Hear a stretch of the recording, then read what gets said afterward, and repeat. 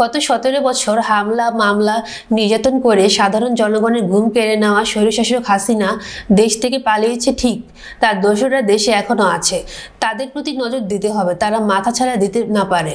শুক্রবার বিকেলে চৌহুমনিতে বাংলাদেশের জাতীয়তাবাদী কৃষক দলের 44তম প্রতিষ্ঠা বার্ষিকী উপলক্ষে বেগমগঞ্জ উপজেলা ও চৌমুহনী পৌরসভা কৃষক দলের আয়োজনে বর্ণাঢ্য শোভাযাত্রা অনুষ্ঠানে প্রধান অতিথির বক্তব্যে কৃষক দল কেন্দ্রীয় কমিটির যুগ্ম সাধারণ সম্পাদক ও নোয়াখালী জেলা বিএনপির উপদেষ্টা শাহ আব্দুল্লাহ আল বাকি এসব কথা বলেন।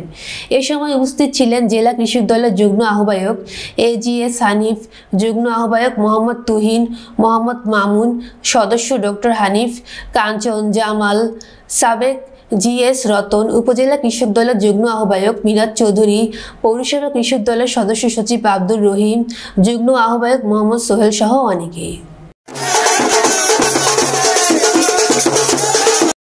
গত 70 বছরের স্বৈরাচার বাংলাদেশ থেকে পালিয়েছে।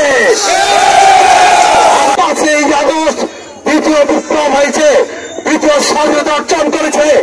এই থেকে আমাদেরকে পরিষ্কার ভাষায় বুঝতে হবে, দেশে শেখ হাসিনা পালিয়েছে ঠিকই, কিন্তু তার দোসররা এখনো রয়েছে।